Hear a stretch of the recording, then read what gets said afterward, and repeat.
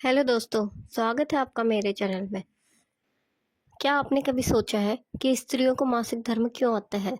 आज हम इस वीडियो में आपको इसी बारे में बताने वाले हैं कि किस श्राप के कारण स्त्री को मासिक पीड़ा होती है।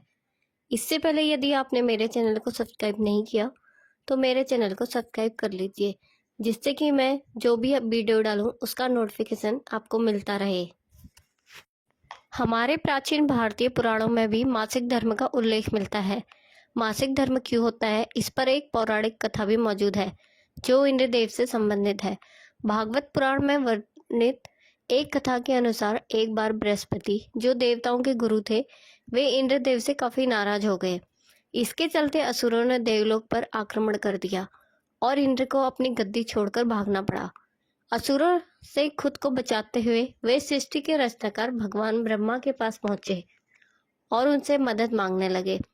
तब ब्रह्मा जी ने उन्हें बताया कि उन्हें एक ब्रह्म ज्ञानी की सेवा करनी चाहिए।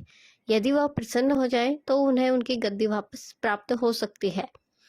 आज्ञानुसार इंद्रदेव एक ब्रह्म ज्ञानी की सेवा में लग गए, लेकिन वे इस बात से अनजान थे कि उस ज्ञानी की माता एक असुर थी। इसलिए उसके मन में असुरों के लिए एक विशेष स्थान था। इंद्रदेव द्वारा अर्पित की गई सारी हवन सामग्री जो देवताओं को चढ़ाई जाती है, वह ज्ञानी उसे असुरों को चढ़ा रहा था। इससे उसकी सारी सेवा भंग हो रही थी। जब इंद्रदेव को सब पता लगा तो वे बेहद क्रोधित हो गए और उन्होंने उस ब्रह्म ज्ञानी की हत्या कर डाली। एक गुरु की हत्या करना घोर पाप था, जिस कारण उन पर ब्रह्म हत्या का पाप आ गया। ये पाप एक भयानक राक्षस के रूप में इंद्र का पीछा करने लगा। किसी तरह इंद्र ने खुद को एक फूल के अंदर छुपाया और 1 लाख साल तक भगवान विष्णु की तपस्या की। तपस्या से प्रसन्न होकर भगवान विष्णु ने इंद्रदेव को बचा तो लिया, लेकिन उनके ऊपर लगे पाप को मुक्ति के लिए एक सुझाव दिया। इसके लिए इंद्र को पेड़, जल, भूमि और स्त्री को अपने पाप का थोड़ा थोड़ा अंश देना था।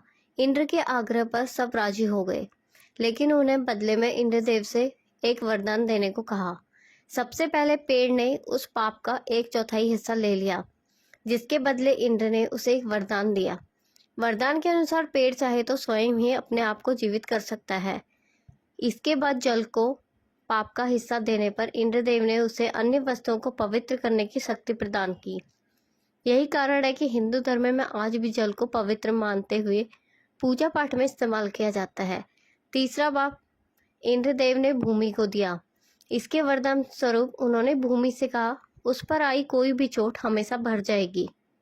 अब आखिरी में बारी स्त्री की थी। इस कथा के अनुसार स्त्री को पाप का हिस्सा देने के फलस्वरूप उन्हें हर महीने मासिक धर्म होता है, लेकिन उन्हें वरदान देने के लिए इंद्रदेव ने कहा कि महिलाएं पुरुषों से कई ज्यादा काम का आनंद उठाएंगी। इस दौरान वे ब्रह्म हत्या यानी कि अपने गुरु की हत्या का पाप ढो रही होती हैं। इसलिए उन्हें अपने गुरु तथा भगवान से दूर रहने को कहा जाता है।